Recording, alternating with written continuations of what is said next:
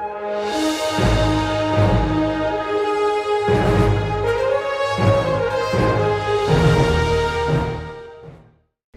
right, welcome back, Expedition STEM. I'm here at the National Day of Civic Hacking in Charlotte, and I'm here with Andrew.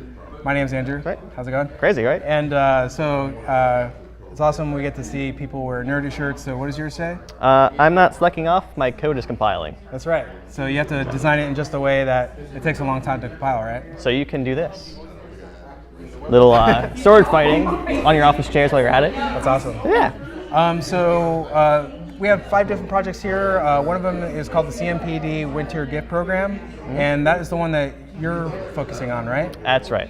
Can you tell us a little bit about that? Absolutely. Well, every year the CMPD works with organizations such as Salvation Army or some radio stations, as well as local school districts to hold holiday toy drives for children of families in need to provide Christmas for those children. Okay. And so it's already a program that exists, right? Mm-hmm. So what is the sort of solution that you guys are coming up with in order to help everybody out? So for the last few decades, everything has been completely analog. And now that everything's digital, everyone's got a laptop computer or a smartphone, has access to that within the organizations. We want to digitalize that entire process.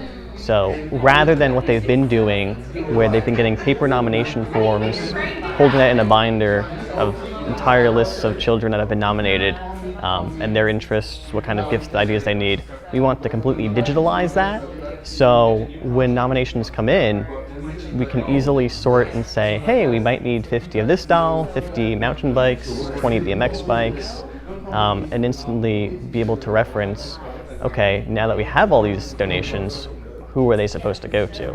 We won't have to be flipping through a binder to try to find the children that were interested each time you find something. It can simply just be poke a button on your phone and that information is instantly available while you're picking and preparing these packages for these children. That's awesome. So before they were doing everything on paper and literally flipping through pages. Mm-hmm. Awesome. And so where's the project in its status right now? Right now, we're completing the nomination form. So we have it so counselors at Charlotte Public Schools can fill out the nomination forms for families and children and get that information back to the police department. So the police department can then get the word out to partners as well as for their own toy drives and everything for what they need to collect. And you're doing, is it all of Charlotte, or how big of an area are you doing? This will be for all of Charlotte. So school counselors will send out a form to families that they know may be in need, and the parents will fill that out if they agree to it and say it's a great idea, I'd love for you to help provide Christmas for my child, where they can fill out information about the child, what their interests are, their clothing sizes, any extra gift ideas they may be interested in, and those will go back to the counselor. The counselor can then insert that information into the system to be sorted and reviewed by the police department and all the related organizations. And you're part of Code for Charlotte, right? Yes. Can people go onto your meetup or your website and find out more about this project? Absolutely. Okay. So, and what sort of tasks? I saw a task list today that you guys are looking for. What sort of help are you looking for right now?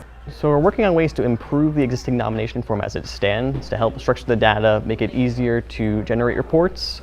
And then after that, we need to actually build the reporting tools so when they're ready, the police department, the fire department, they'll be able to print out full gift idea lists. So those can go to radio stations, Salvation Army, and other related organizations to say, hey, if you happen to be at a store and you pick up this gift, bring it right to our table.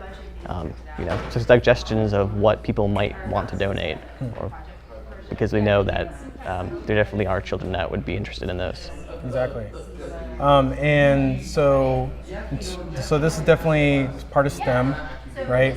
If people aren't sure about how they could contribute, is it only through programming, or could they get involved other ways as well? Absolutely. I'd say anything. If you're willing to contribute, basically you can come join us in this particular project. A lot is programming, yes, but like if anything I could for Charlotte, we need anyone from any type of trade really and skill set. A big thing will be helping to get the word out about this project, that we're doing it like this. because really these enhancements to their process will, we hope at least, allow them to serve many more children each year by saving the time, having everything available digitally, as opposed to having to spend the time going through the analog process. And our project, we can take in design considerations. We need to train people to actually use the system once it's built. And then, someone who just has an opinion and wants to try the system out, see if they might say, well, okay, this is cool and all, but maybe we can do this a little easier. And that will definitely help us developers out. And so right now, the counselor is at a particular school, and they put in the address of the student into this nomination form, right? Yes. And then the idea is to then use that address and convert it to GPS coordinates, and then the computer is going to figure out what police department or fire department will be responsible for that student, right? Yes. That sounds awesome. It's a very interesting challenge. Yeah. So it's public data through Charlotte's Open Data Portal. The police department patrol divisions and response areas. With the human eye, you can look at a map and say, okay, well, this person lives at this street address, and they are obviously within that area, in that division or response area, but we need to convert that to how a computer will think through it, which is, hey, these are a bunch of numbers that represent something to humans, but not necessarily to me. So if I happen to get an address, I have to convert that to a latitude, longitude, and then I have to figure out if that particular point is within a certain shape. And we as humans, we can use our eyes and just our general knowledge in our brain to say, okay, yeah, that's in the point. The computer can't do that as simply. So that's been an interesting part, an interesting challenge of our project.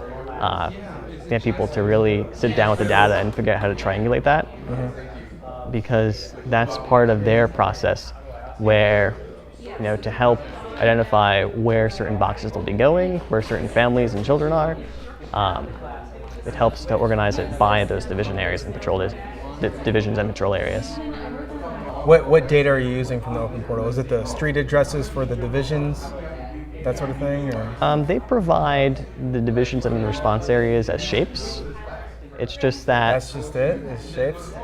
Well, it's numbers that if you interpret properly turn into shapes. Okay. How are those numbers represented? Or like latitude, longitude points. So the idea is if you overlay, for each part of a shape is a point. So if you overlay that on a map, and you start to connect all those points together, then you'll have a shape, kind of like a little connect the dots book. Yeah. So if there's ever like a zigzag or a new side to that shape, you have to add a point in. So it's a little more challenging than everything being squares, unfortunately. Right. If it's a square, all right, well, if you're within this length or height, cool. But if you start to have shapes that are like 18 to 50 sides, you have to make sure that you can cover every possible aspect of, well, what constitutes part of being in the shape. Right. And we were talking earlier, not just because someone might live or go to school in one response area doesn't mean that they necessarily live in that response area. So you can't just go by off of where they live. Where they live and where they go to school, right? Right. That's awesome. So, well, thank you for stopping by. Good luck on your project. We hope if you're in Charlotte, get involved. It sounds like a great program benefiting kids in need and everything like that. So that's a great thing. And what's your website? We are at codeforcharlotte.org. Codeforcharlotte.org. Check them out. And thanks again. You got it.